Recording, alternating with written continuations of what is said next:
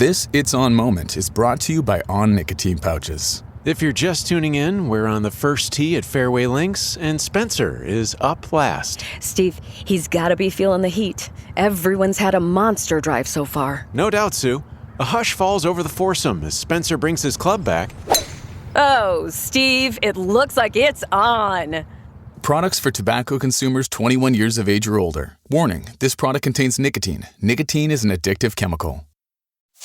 Matt Moscona. I'm very important. After further review. Say it one more time. After further review with Matt Moscona. And here we go. Live from the Mercedes-Benz of Baton Rouge studio. Let's ride! Woo!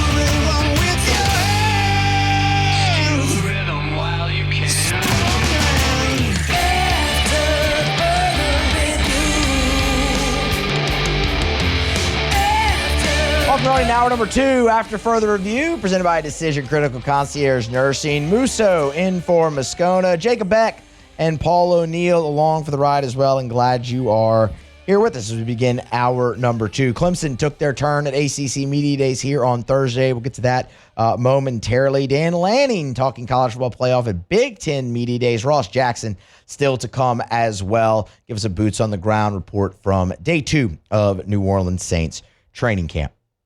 All right.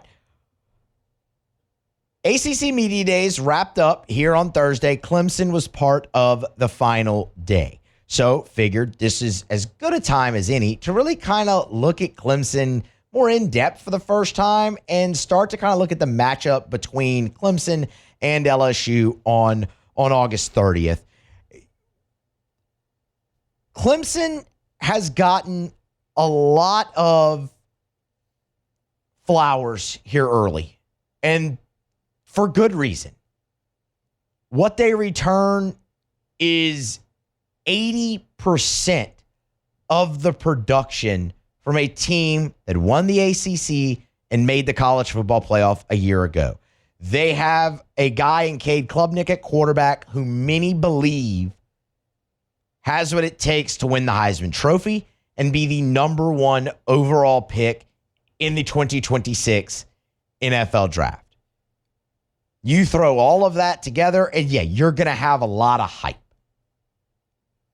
But what questions does Clemson still have left? Is that hype warranted? And I will look squarely at returning production first and foremost in this conversation. Yes, 80% returning production is massive. Leads Division I, 85% just on offense returning. 75% on defense. You want to break it down, 80% altogether. But in today's age of college football, it really hasn't mattered much because the transfer portal is so prevalent. Of the last 4 national champions, only Michigan in 2023 was ranked in the top 10 in returning production. Of the last 4 ACC champions, only Florida State in 2023 was ranked in the top 10 in returning production. There is something to be said, and don't get me wrong, Clemson was a very good team a year ago. They were not elite. They were not great. They were very good. They played in a conference that was not deep. No matter what bill of goods Rhett Lashley wants to sell you, they played in a conference that was not deep. And they won, stole a bid, and got into the college football playoff. So I think even with returning production, there is something to be said. Okay, you bring all of that back from a team that snuck in. You bring back 75% of your production on defense from a team that struggled mightily defensively. Clemson ranked 84th in run defense a year ago. Even further, when you look at pass defense or the run defense even further, 113th in yards allowed per rush, not including sacks, by the way. Clemson in sack rate, 44th. And that was despite TJ Parker having 11 sacks. So you have really good standout players like TJ Parker, like Peter Woods on the defensive line, on the defensive side of the ball. But those guys were on the team a year ago, and Clemson struggled. The main question with Clemson's defense isn't the talent level. It's, can Tom Allen, coming in as the new defensive coordinator, get those guys into shape to where they perform better as a unit?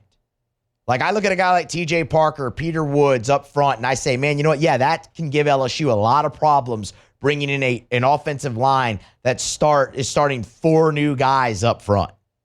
On the road, it's going to be loud. It's going to be raucous. You're facing talent like those guys who Parker and Woods both expected to be first-round draft picks come April. A defensive line in general that is drawing comparisons to the line that featured Cleveland Farrell and Dexter Lawrence and Christian Wilkins. That line that helped Clemson to 2 national championships and a 41-3 record. Like, everyone looks at Deshaun Watson, and he was awesome in college, and it was a major part of those teams. But Clemson in the trenches on those teams, specifically on the defensive side, was excellent, and that's what they're hoping. That's what they think they have this year, talent-wise. But where's the execution? And that's going to fall on Tom Allen, because I'm going to tell you right now, Clemson should have an advantage game number 1 over LSU in the trenches with that defensive line against a new offensive line from LSU. Like, that should matter immensely in this ballgame. But that also factors into returning production. You're bringing back guys who, while talented, did not have success as a unit a year ago for Clemson.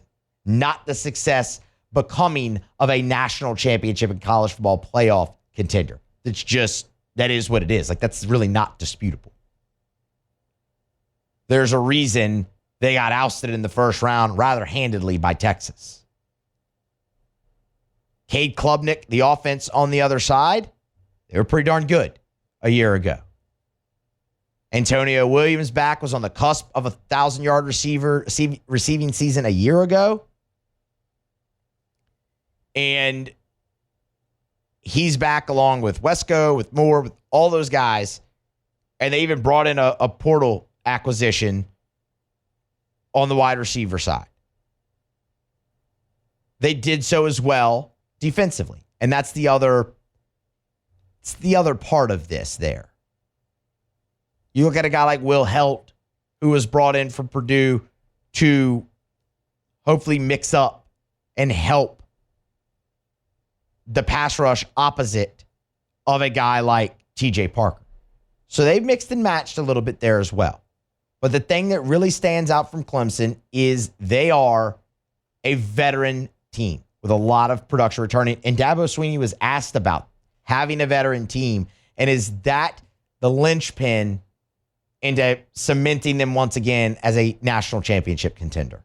Well, I mean, it's awesome. I mean, experience, as they say, that doesn't come at a discount. Like, we've got a bunch of great young men, our quarterback especially, that's had to, manage success well, and he's had to manage some failure well too. And, he's grown into a great leader of our team. And, the experienced guys, we have most of our team back. I think it's a close group. They've done football life together for a few years now, and they've had some success. And certainly last year, and getting a chance to kind of maybe get a little glimpse at the top of the mountain, that's certainly given them a little fuel as they've gotten back to work since January. But they have a very clear vision of how they want to finish. Now they got to go do the work. And that's the end of it right there. Now you got to go do the work, because you were all together a year ago, and you've been together for 2 years really now. Clemson played a lot of freshmen, a lot of sophomores the last 2 seasons. Now you have a lot of juniors, a lot of seniors that are together again. For me, and this is going to be a familiar refrain, LSU is going to have to be able to run the football in this game. That is where Clemson's defense struggled the most a year ago.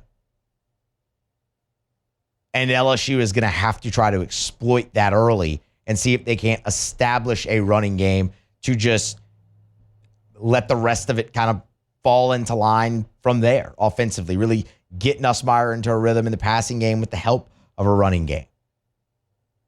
If that was Clemson's biggest weakness a year ago, test it early. Even with the new offensive line, even against the very talented defensive line, test it early and see if the changes that Tom Allen has made have really put it together. This is a trenches game, 100%, between LSU and Clemson. Do you have a little bit of concern about LSU's secondary going up against Cade Klubnik, given how much of a weakness that has been for LSU the last 2 seasons, really? Sure, you do, 100%. But you also feel really good about LSU's front going into this game as well. So for me, I look at this and I say, man, really, it's LSU's O-line versus Clemson's D-line. Can you open up holes in the running game, a place they struggled mightily a year ago? Can you give Garrett Nussmeier the right amount of time in order to pick apart the rest of the Clemson defense? Because LSU's offense is talented enough to have plenty of success against a really good Clemson defense.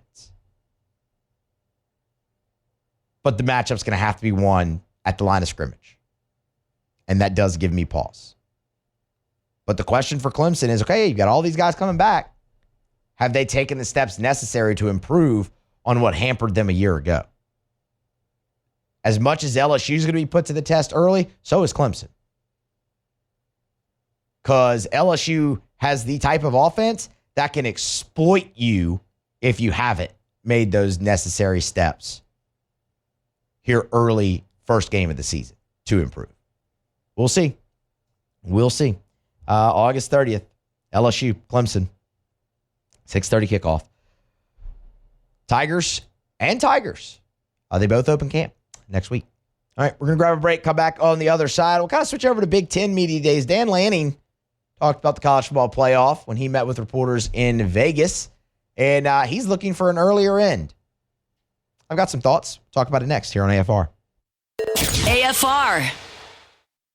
Hotel and the Renaissance Hotel, 2 beautiful hotel properties in Baton Rouge, the Watermark downtown, the Renaissance Southtown right there on Bluebonnet. And when it comes to hosting your event, both the Watermark and the Renaissance are perfect. The Watermark is a gorgeous, elegant spot in downtown Baton Rouge. That wedding reception, that smaller gathering, that meeting space, they can do it. They've kept so much of the history and tradition of that iconic building while modernizing it. The Gregory is a great restaurant inside of the Watermark as well. And then, of course, the Renaissance Hotel, Southtown, right there on Bluebonnet in Baton Rouge. It's more modern. It's a gorgeous, gorgeous hotel property at the Renaissance Hotel where they have meeting space that can accommodate up to 500 people, 7,000 square foot of meeting space, perfectly located right off of Bluebonnet and I-10. It's the Watermark and the Renaissance Hotels in Baton Rouge. After further review with Matt Moscona, presented by Decision Critical Concierge Nursing. Healthcare for your lifestyle. Learn more at decisioncriticalvr.com. AFR is brought to you by First South Farm Credit. You know where to start.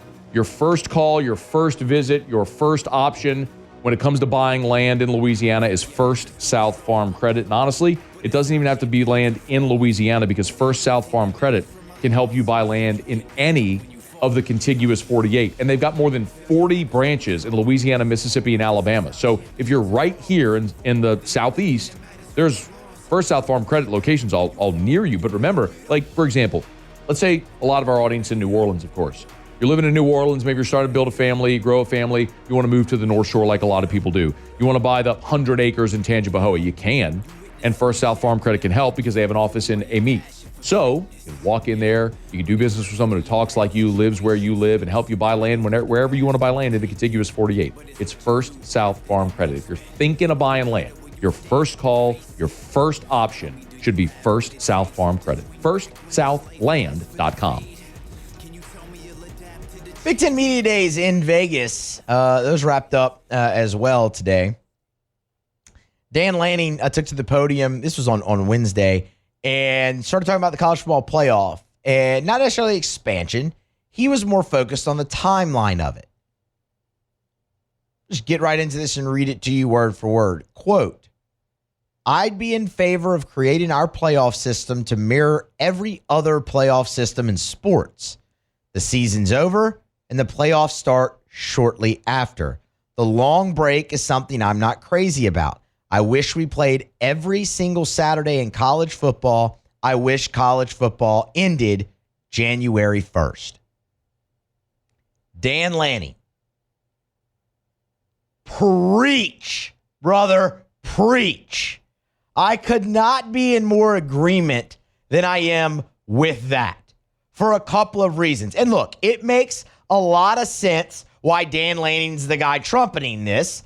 His team finished number 1. They were the top seed in the playoff. They were the only undefeated team, left in college football. They had to wait 25 days to play their semifinal, their quarterfinal game. 25 days. Now, they also got run out of the Rose Bowl, but that had less to do with the layoff and more to do with their draw and the crappy seeding that the college football playoff put forth for the first year in the 12-team format.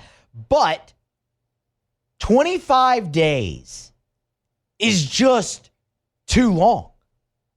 Yo, the 2 weeks you had just between the end of the season and the end of the regular season and the opening round, too long. You didn't start first round games until December 20th and 21st a year ago. There's a couple reasons, obviously, why. Well, for one, you have the standalone Army-Navy game the week after Conference Championship week. And I know that's going to ruffle feathers. You'd have to do away with that in order to make this work. But I'd be in favor of it because here's why. You look at this, you see 2 weeks from the regular season end, or really 2 weeks from Conference Championship weekend, actually, where you get the first round games.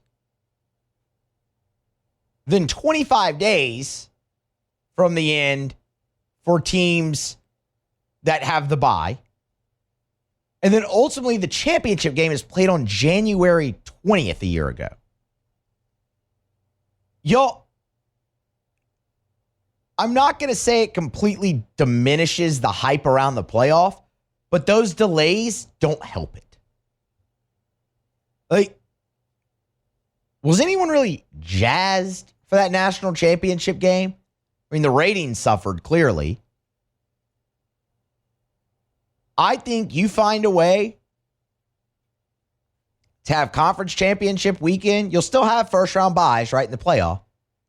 But as soon as conference championship weekend's done and the playoff field is set, let's go. Very next week. Let's have the first round games on campus the very next week. Teams are in rhythm. They're ready to go.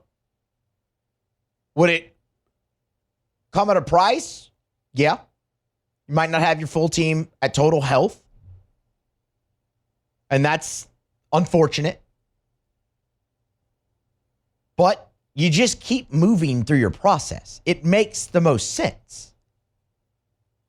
I understand there's other hurdles. We'll get into those. But another reason that I would really like this to happen is it prevents the college football playoff from having to go head-to-head with the NFL playoffs, which you are just never, ever, ever, ever, ever going to win that battle. The NFL in Week 18, that's what it would put you head up against, is Week 18. The NFL in Week 18, starting this season, is going to play Saturday games. You'll have 2 games on Saturday during Week 18. That's a bummer. But if you designate this New Year's Day, it won't always fall on Saturday. You could have a Monday national championship. You could have a Tuesday, a Wednesday, a Thursday, a Friday. Saturday and Sunday. And yes, then you'd have to go head up with the NFL, and you know what? That would stink. That would stink. But you'd really be clear of that for the entirety of the playoff leading up when you're going up against the NFL regular season and they're only playing on Sundays and you're playing on Friday and Saturday. It puts a better spotlight on your sport, on your game. I'm sure the Rose Bowl would piss and moan because they'd lose their New Year's Day game. And that'd be a whole nother issue. But eventually they'd fall in line because they've done that at every step of the way throughout this entire process. The other thing that it could do that I know coaches would hope is alter the offseason calendar with roster building and transfer portal. Dan Lanning talked about that. Quote, January is supposed to be your month that you're able to go on the road as a coach and recruit. Last year's national championship game was January 20th. So when do you go on the road to recruit? There's just some things where I don't think the season aligns with the calendar in a lot of ways, and I wish it would speed up. Now, he also offered questions to how do you make sure it doesn't condense the regular season more, which, quite honestly, I think is just an excuse. I mean, you're playing, what you're seeing right now anyway is mainly two buys. This is 2 years in a row that college football is going to have two buys for the majority of the teams, right? And you're playing week after week after week after week anyway, including conference championship. Like, there's not a week off in between the regular season and conference championship week. No, you keep rolling through it. You can do this fine the way it's set up if you really wanted to. Like, it is possible.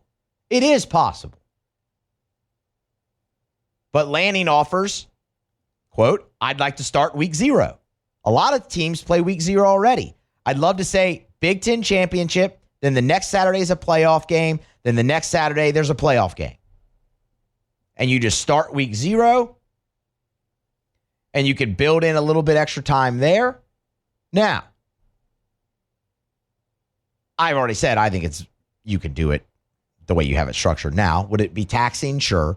Would it be, would you have to get through some hurdles? Of course, but it is possible if you really wanted to do it. It is possible. Tony Petitti, the Big Ten commissioner, who's just had great things to say all week, did talk to ESPN about an NFL-style schedule, said it would be, quote, tricky to pull off. He says, quote, it requires a lot of combining and compressing the regular season. Does it? Does it really? You're not talking about the regular season, Tony. You're talking about the postseason. It's tricky to try and get everything done as early as you want. Is it physically possible? Yes, but it requires real compression in how you play. I think it's partly in trying to wrap the season off so you can get some of the tough portal decisions that we're facing about where that goes, and you can just complete your season and then get on to building a team for next season. I don't really see the problem in his answer. I really don't. You're correct. You're trying to wrap the season. Most coaches want there to be one portal window in January. Now, how that aligns with the academic calendar and everything, you figure that out, whatever. But that's when they want the portal window to be. Some of them want one just in the spring and whatnot, and okay, fine. But the majority, it's January. This could help allow for that. I think it gets more eyes on your game. It keeps people engaged in the college football game more often. You don't forget that, the college football playoff's still going on, guys. Where you had those back-to-back weeks of great games. You get down to Ohio State and Notre Dame, and you even have another week in between that, and it's like, oh, yeah, that's right, the national championship game's on Monday. That's not where you want your sport, your game to be. I would be all in favor of this. All in favor, and take whatever casualties come with it from a scheduling standpoint to make this happen because I think it could do nothing but wonders, even and bring even more eyes to college football that you already have. So I say, yeah, let's go ahead. Let's get this done. Dan Lanning, credit to him. He said really the first thing out of Big Ten Media Days that I agree with all week. Even if it did largely start because his team fell behind 34-0 in their playoff quarterfinal. But again, that wasn't really due to the layoff. That was due to you getting a crappy draw because the seeding was flawed and you had to play Ohio State, who you had already beaten once in your first game. Bring it on. Give me a New Year's Day finish every single year for college football. That's already a huge day for you anyway. Make it your day, year in, year out. All right, grab a break. Come back on the other side. You didn't think we'd get through the entirety of college football media days without the topic of realignment being brought up, right? Well, the ACC, they've got you covered for that. Talk about it next here on AFR. AFR. Brought to you by Action Industries, proud partner of LSU Athletics. ActionIndinc.com. That's where you find them online. You can find them on LinkedIn as well. And one of the things that I tell you often about Action Industries that I really respect the most is Action Industries, they know who they are as a business. They've been around since 1982. So in 42 years, they've really developed a reputation among the petrochemical and refinery markets. And so when it comes to those contractors, these industrial and commercial contractors, like their safety record is exemplary. The work that they do is exceptional, which is why they thrive on repeat business. Well, you don't keep getting hired for 42 years if you're not doing great work. That's Action Industries. But also they know who they are. There's some giant companies that do these mega projects, and they're not going to bid on a $200 million project. But if you have a 100-man job, that's their sweet spot. They're perfect for that. You need to get to know Action Industries. ActionIndinc.com. After further review with Matt Moscona, presented by Decision Critical Concierge Nursing. Healthcare for your lifestyle. Learn more at DecisionCriticalVR.com.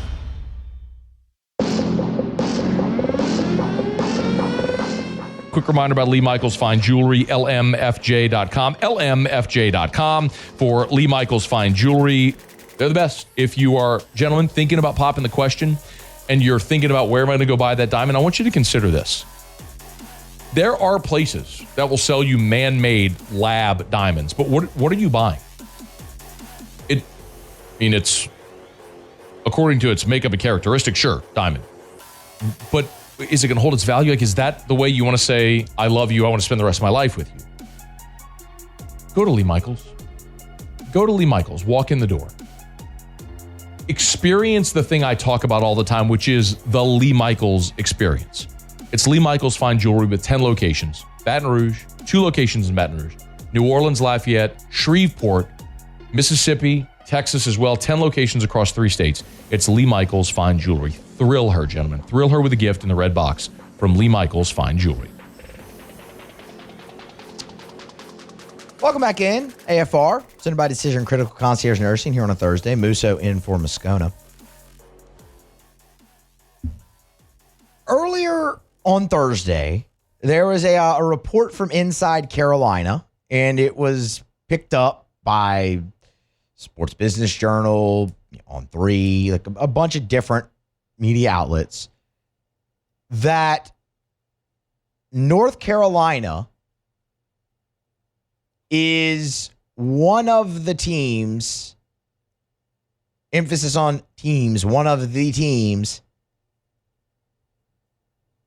exploring an exit from the ACC. And that North Carolina, quote, is at the front of the pack in doing this. Now, let's explain. Because not only are they exploring an exit in the future, they're aiming to land in the SEC. A couple of reasons why this is possible. Jim Phillips, the commissioner of the ACC, when he gets up at the podium at Media Days this week, as you might expect, as he's supposed to do, he presents a united front.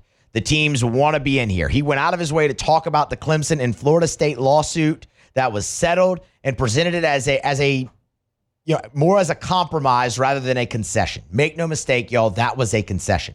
Clemson and Florida State set out to, I want to say, take down the ACC, but change some things in that conference with the bindingness of that grant of rights media deal, and they did it. They did it. That deal is no longer ironclad like it was. And what you also saw is a decreasing in the league's exit fee pretty significantly year after year until it levels off at $75 million. Clemson and Florida State came out of that looking great. They got accomplished what they wanted ultimately to get accomplished. And that is making it easier to leave the ACC when that time comes. It certainly feels like no matter what United Front Jim Phillips wants to present, that the ACC's days still are, in fact, numbered. What that settlement did was buy them time. So you might ask now, why is North Carolina at the front of this? First and foremost, change in leadership. That's ultimately why.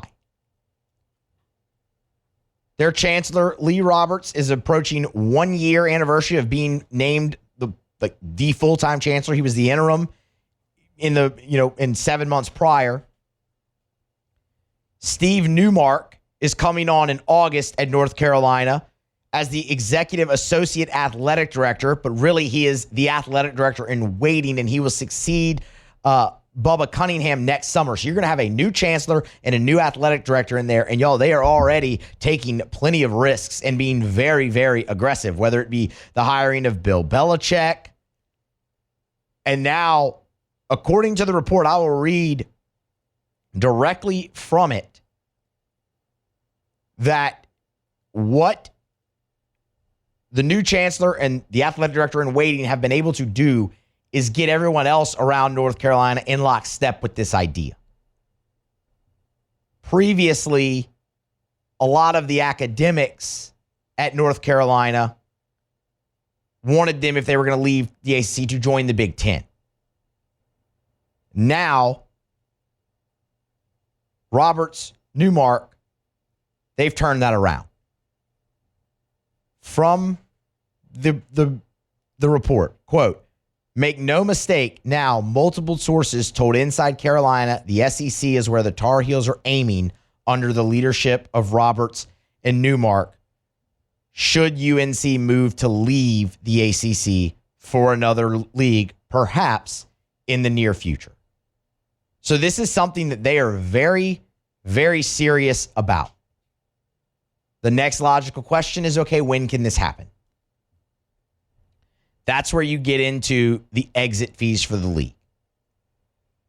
I said the settlement that the ACC was able to strike with Clemson and Florida State bought them time. Kind of like a stay of execution, if you will, right? They are pretty much locked in through at least June 2027.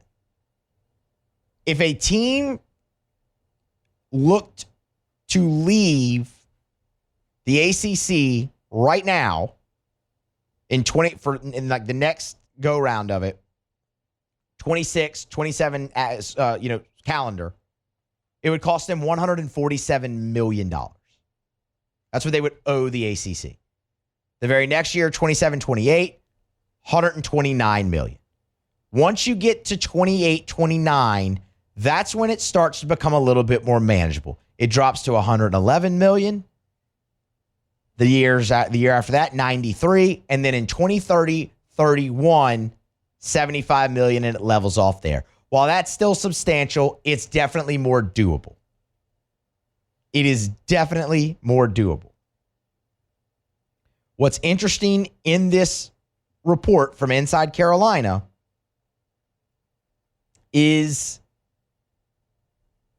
It's noted.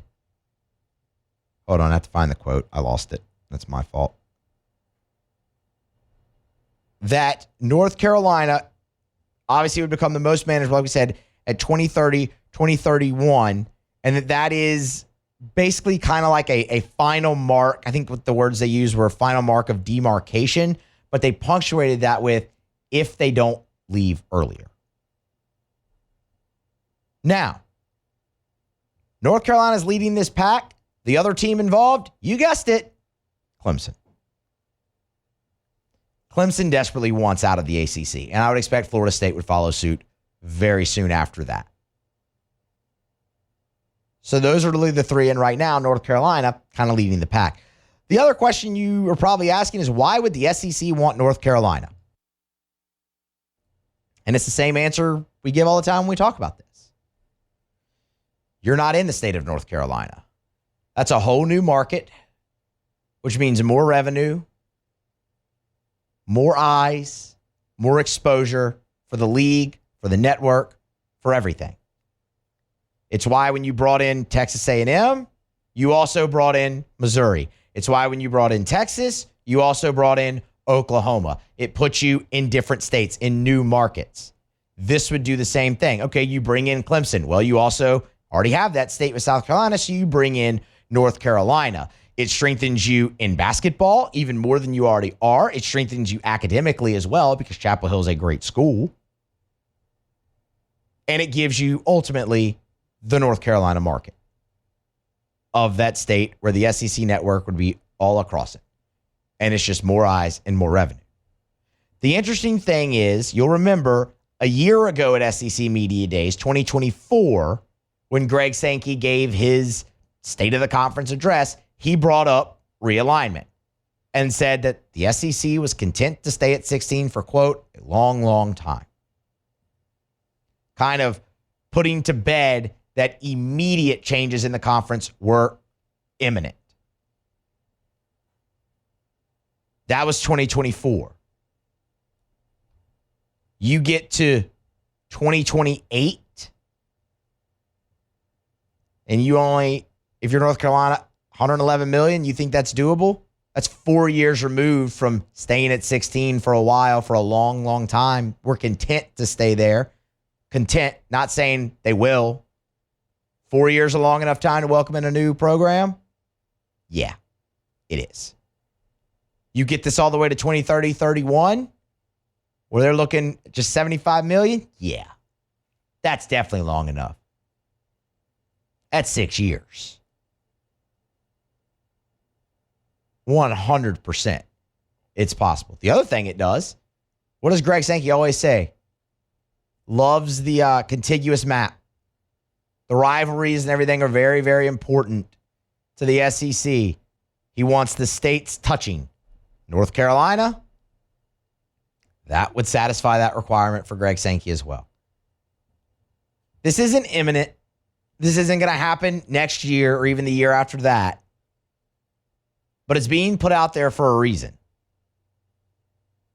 Because it is something that's being explored, and it is something that could be coming in the next 5 or so years. And I'm here for it. Bring it on. Bring it on. That's what the leadership over there wants. They're being aggressive. One thing about those two guys, they know how to make money.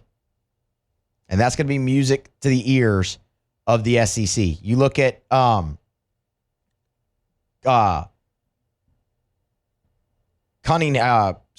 Steve Newmark, who's coming in to be the new athletic director at North Carolina.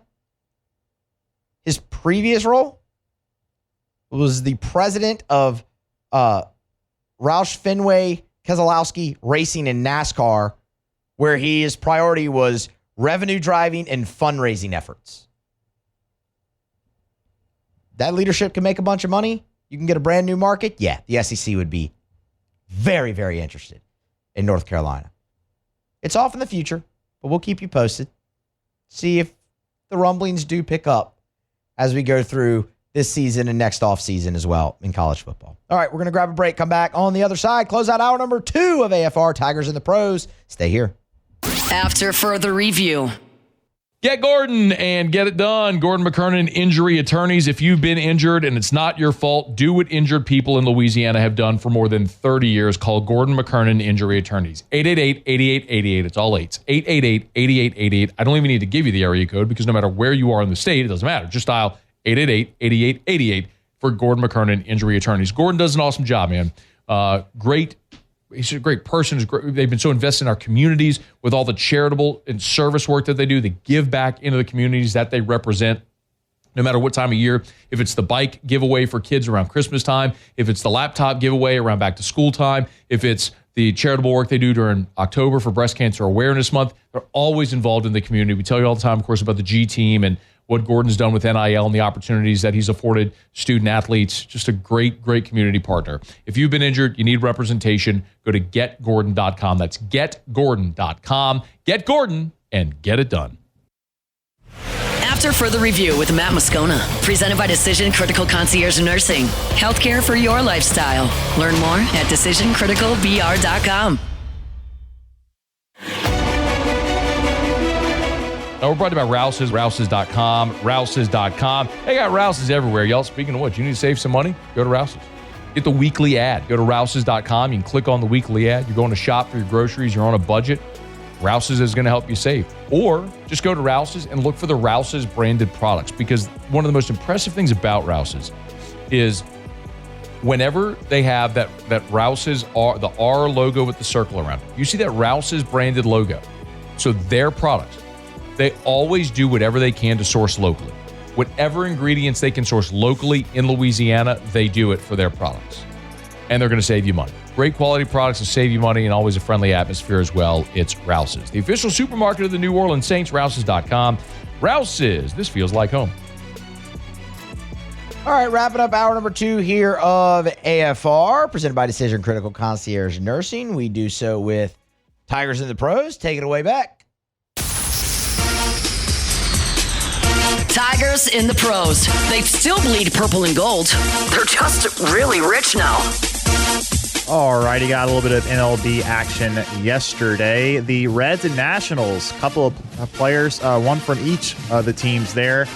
Jake Fraley coming back from his injury, playing pretty well so far since he's gotten back. He was 2 for 4 yesterday with a couple of singles and a run scored and an RBI. So nice day for him. And Cole Henry was on the mound for the Nationals. He pitched two-thirds of an inning, 1 hit, no runs, no walks, no strikeouts. So got through 2 outs there. The Reds did win that one 5-0. And then with the Rangers, Josh Smith still playing pretty solid. He was actually pitch hit in this game. He didn't get the start. Went 0 for 1 in that one. The Rangers did end up winning that one 2-1 against the Athletics, not the Oakland Athletics, if you will. The Sacramento A's. And Grant Taylor pitched for the Chicago White Sox, and he got an inning of work, no runs, 1 hit, 1 walk, 1 strikeout. So Grant Taylor, nice little appearance for him. The White Sox got the win there 11-9. And I think that is it. Oh, Grant Taylor. What a what if. Yeah. What a what if. You went through a couple what ifs there, obviously, with Cole Henry as well. Grant Taylor potentially pitching for that 2023 squad would have just been... would have been nice. Man, that would have been just laughable is what that would have been. Oh, man. Nonetheless, obviously wish him a lot of success. He's having a great year so far with the Chicago White Sox. All right, we're going to grab a break. Come back. Sports Center at the top of the hour. They caught up with all the national headlines, and there's plenty of them here today. When we come back, straight up 5 o'clock, Ross Jackson going to join the show, give us the boots on the ground report from day 2 of Saints training camp. What stood out? Quarterback battle, and with a pretty solid day with the defense. We'll ask all about it with Ross here to kick off the next hour. Y'all stay here. Hour 3 is next. After further review. It is my pleasure this week to welcome our new partner on to After Further Review, Our Lady of the Lake. Of course, great partnership as well as the official championship health partner of LSU. When you think who takes care of the LSU athletes, well, it's Our Lady of the Lake and the physicians there. Game-changing care, keeps athletes at their best, builds stronger, healthier Louisiana for all of us at every level. I've told you about my experience throughout my life living in Baton Rouge at Our Lady of the Lake, from volunteering at the Ronald McDonald Playroom to helping raise funds through so many different fundraising efforts for the standalone Children's Hospital to taking my son to see specialists there at Our Lady of the Lake Children's Hospital, to my own personal health. My GP is Dr. Kurt Chastain with Our Lady of the Lake Men's Health. It's good enough for the LSU athletes. It's good enough for me and you, of course. It's Our Lady of the Lake. You can learn more at ololrmc.com/LSU.